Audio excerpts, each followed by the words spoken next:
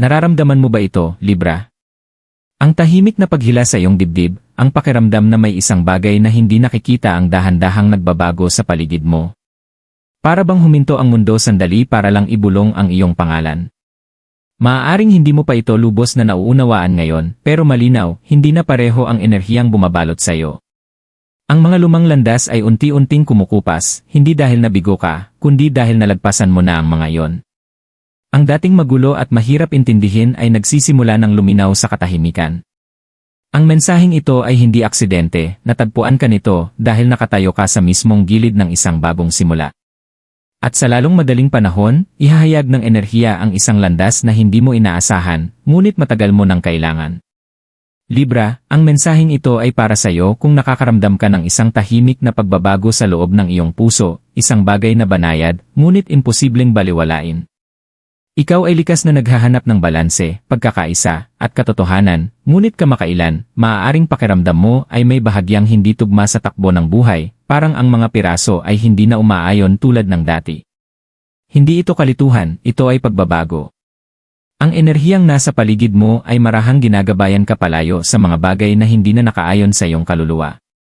Maaaring napagdudahan mo ang iyong mga desisyon, ang iyong pagtitiis, o maging ang iyong pananampalataya. Ngunit bawat paghinto at pagkaantala ay humuhubog sa iyong kamalayan. Sa sandaling ito, nakatayo ka sa pagitan ng nakaraan at ng mga bagay na malapit ng maihayag. Isa itong sandali ng pagkakaayon, kung saan ang mga puwersang hindi nakikita ay tahimik na kumikilos pabor sa iyo. Manatiling naririto, manatiling bukas, dahil ang landas sa unahan ay nabubuo hindi sa ingay, kundi sa linaw, tiwala, at panloob na balanse. Ang tahimik na pagbabago. May panahon noon, Libra, na pakiramdam mo ay napakaingay ng lahat, ang iyong mga iniisip, emosyon, at ang mga inaasahang ipinapasan sa iyo ng ibang tao.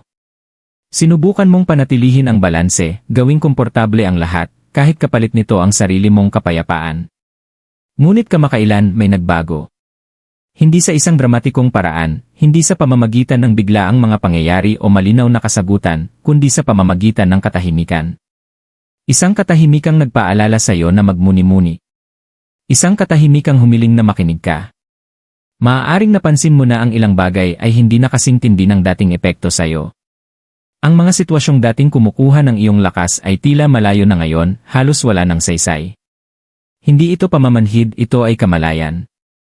Tahimik na umatras ang iyong kaluluwa, nagmamasid, muling inaayos ang sarili. Ganito madalas kumilos ang universo para sa iyo, Libra. Bago nito ihayag ang bagong direksyon, marahan ka muna nitong inihihiwalay sa lumang landas. Sa gitna ng tahimik na pagbabagong ito, maaaring nakaramdam ka ng pag-iisa, kahit napapaligiran ka ng mga tao. Ang mga usapan ay tila mababaw. Ang mga nakasanayang gawain ay parang walang laman. Ngunit sa loob ng kawalan na yon, may isang mahalagang bagay ang nabubuo. Ikaw ay inihahanda. Ang katahimikan ay hindi parusa, ito ay proteksyon. Binigyan ka nito ng espasyo upang marinig ang sarili mong tinig ng walang sagabal. Hiniling ng yugtong ito na bumagal ka, natigilan ang pilit na paghahanap ng sagot, at harapin ang kawalan ng katiyakan. At bagamat maaaring naging hindi komportable yon, kailangan ito. Dahil ang linaw ay hindi dumarating sa gitna ng kaguluhan, dumarating ito kapag payapa ang isipan. Bawat tanong na walang sagot, bawat pagkaantala, ay ginagabayan ka paloob, tinutulungan kang maunawaan kung ano ang tunay na mahalaga sa iyo ngayon, hindi kung sino ka noon. Ang tahimik na pagbabago ang sandaling marahang umaatras ang iyong dating sarili. Dito lumuluwag ang mga kapit, kumukupas ang mga inaasahan, at lalong lumalakas ang iyong intuisyon. Maaaring hindi mo pa namamalayan, ngunit binago ka na ng panahong ito ng katahimikan. Mas maingat ka na sa pagbibigay ng enerhiya. Mas tapat sa iyong nararamdaman. Mas mulat sa kung ano ang tama para sa iyo at kung ano ang hindi. At ito mismo ang dahilan kung bakit nagsisimula ng kumilos muli ang enerhiya sa paligid mo. Dahil nakinig ka. Dahil hindi ka tumakbo palayo sa katahimikan. At dahil pinayagan mong magbago ang sarili mo nang hindi nagmamadali sa mga sagot. Ang landas sa unahan ay maaari lamang lumitaw matapos ang pagbabagong ito, at ngayon, unti-unti na itong nahahayag. Ang enerhiyang kumikilos. Matapos gawin ng katahimikan ang tungkulin nito, Libra, nagsimulang magbago ang enerhiya sa paligid mo sa mga paraang hindi mo agad maipaliwanag. Hindi mo man ito nakikita, ramdam mo ito, parang isang banayad na agos na gumagalaw sa ilalim ng ibabaw ng iyong buhay. Ganito nagsisimula ang tunay na pagbabago, hindi sa pamimilit, kundi sa pagkakaayon. Tumutugon ang universo kapag nagbabago ang iyong panloob na mundo, at ang sayo ay matagal ng tahimik na umaayon muli. Maaaring napansin mo ang mga kakaibang sandali ng linaw na bigla na lang dumarating. Mga biglaang realisasyon kapag mag-isa ka. Isang kakaibang kapayapaan sa mga sitwasyong dati nagbibigay sa iyo ng kaba.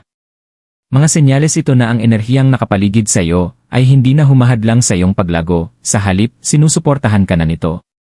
Ang mga dating tila hadlang ay hindi talaga tuluyang isinara. Naghihintay lamang ang mga ito na maabot mo ang antas ng pag-unawang kinaroroonan mo ngayon.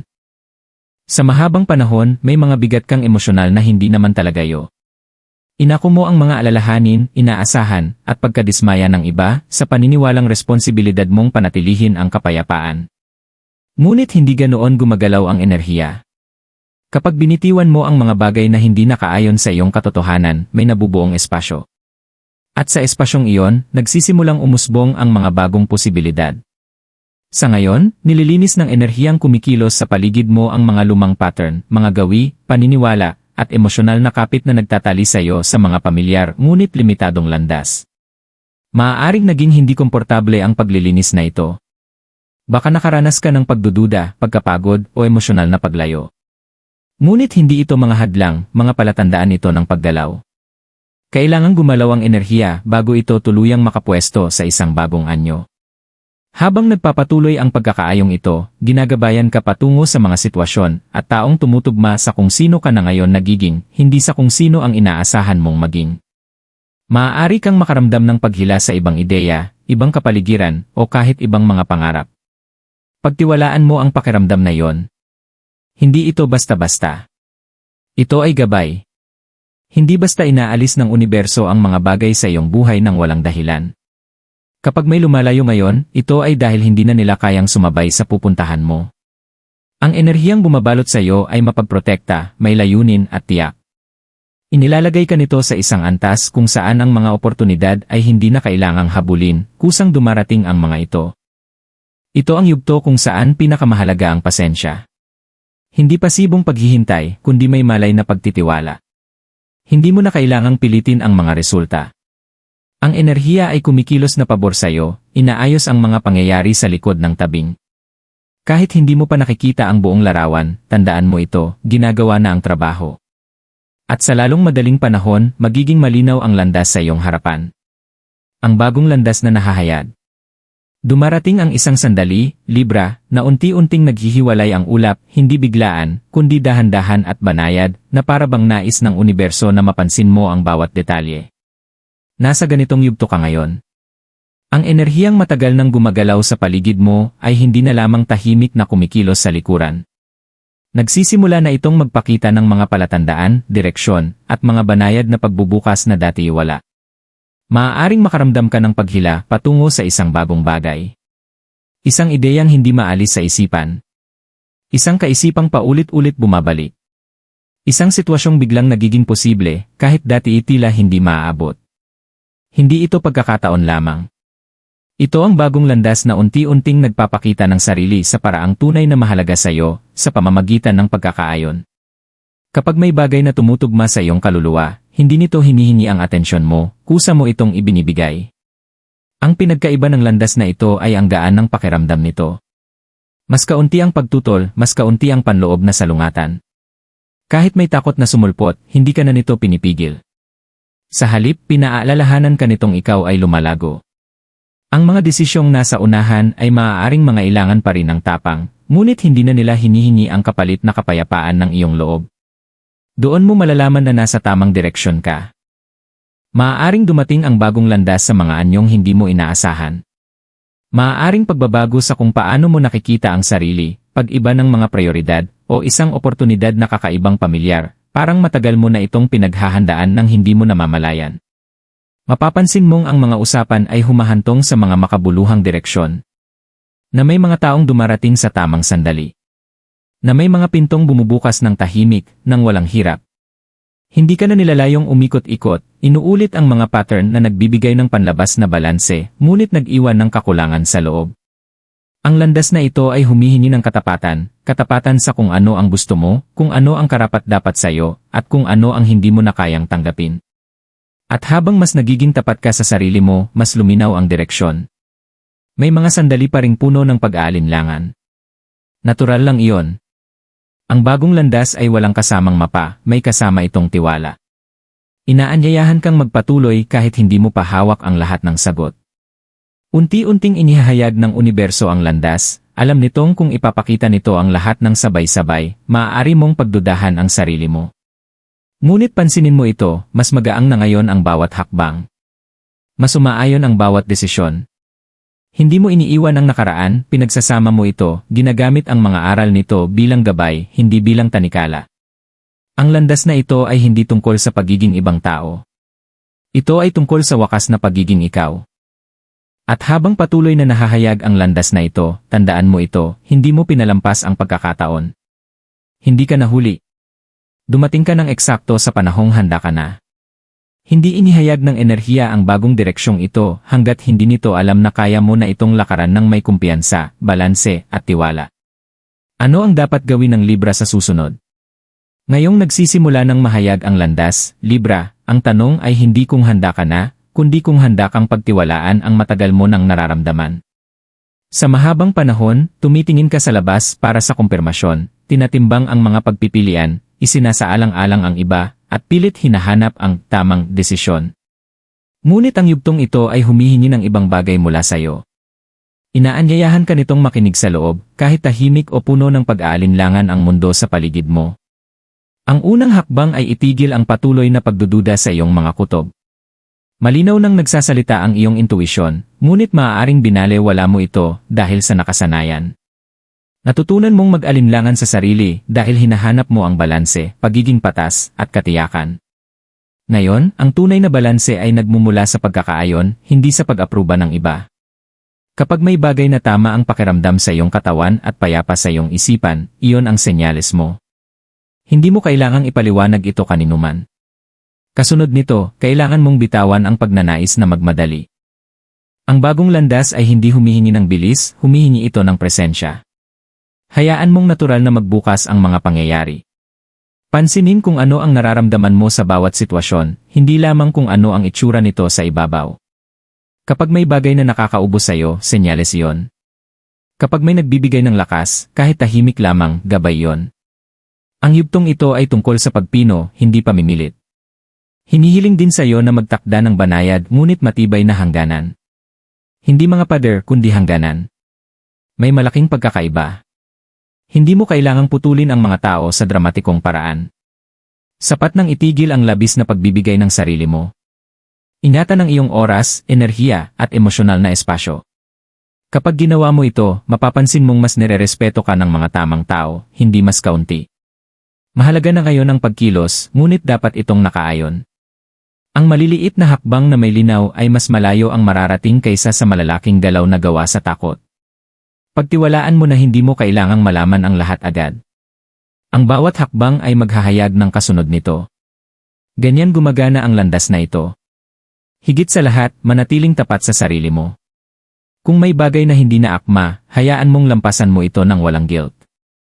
Ang paglago ay hindi nangangahulugang nabigo ka noon, nangangahulugan itong naging mas mulat ka. Hindi ka sinusubok ng universo, tumutugon ito sa iyo. Ito ang sandali mo para piliin ang sarili mo nang walang paghingi ng paumanhin. Para magpatuloy ng hindi napasan ang mga bigat na hindi mo na kailangan.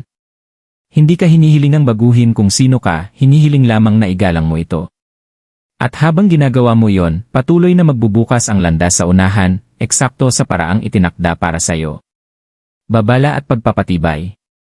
Habang patuloy kang ginagabayan ng enerhiya pasulong, Libra, mahalagang maunawaan na hindi lahat ng sandali sa landas na ito ay magiging komportable. Bihira talagang maging ganoon ang paglago.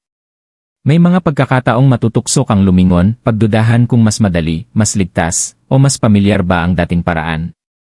Dito pinakamahalaga ang kamalayan. Ang hindi komportableng pakiramdam na nararanasan mo ngayon ay hindi palatandaan na may mali, ito ay senyales na may nagbabago. Isa sa pinakamalalaking hamon sa yugtong ito ay ang tukso na kumapit sa mga bagay na matagal mo nang nalampasan.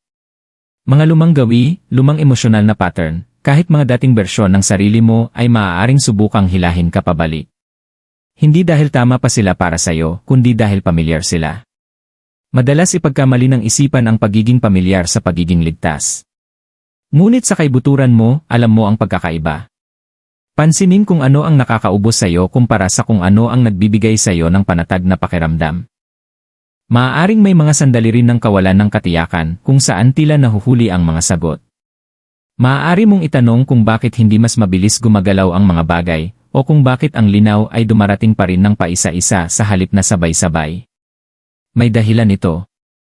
Inaayos ng universo ang takbo ng iyong paglalakbay upang hindi ka ma-overwhelm o mapilitang gumawa ng mga desisyong hindi pa ganap na nakaayon sa'yo.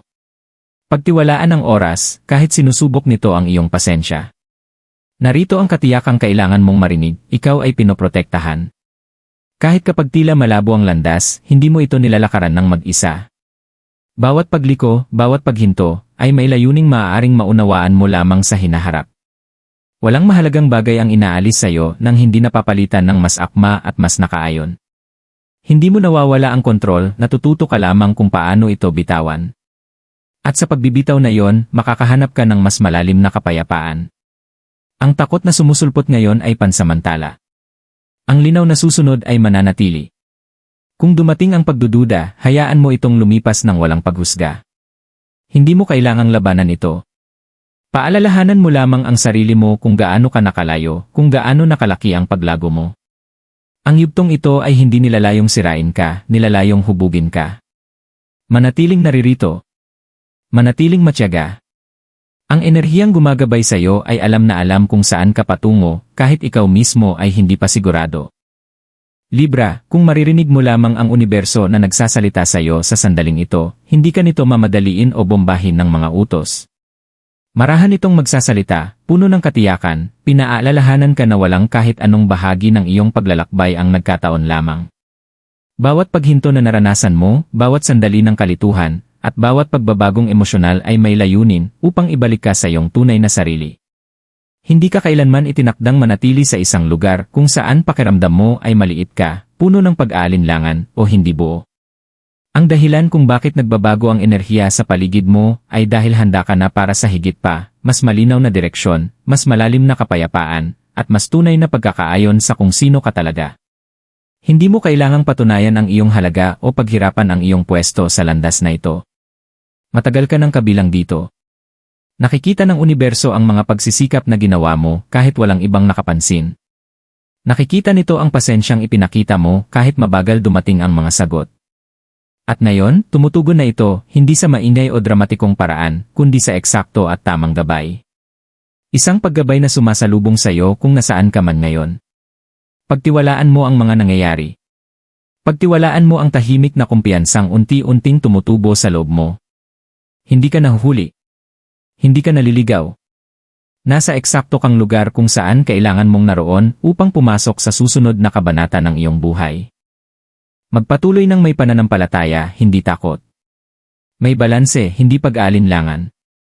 Ang landas sa unahan ay nagbubukas dahil handa ka na talagang lakaran ito, payapa, sentrado, at sinusuportahan ng mga enerhiyang higit pa sa iyong inaakala.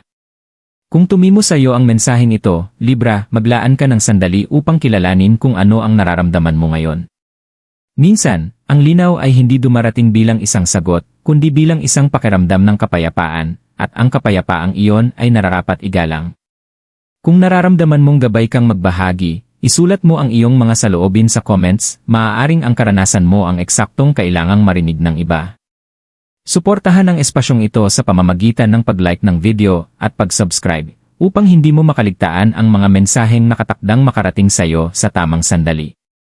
Manatiling konektado, manatiling bukas, at pagtiwalaan ang paglalakbay na unti-unting nahahayag sa unahan. Ang enerhiyang gumabay sa iyo hanggang dito ay patuloy kang gagabayan pasulong, isang nakaayon na hakbang sa bawat sandali.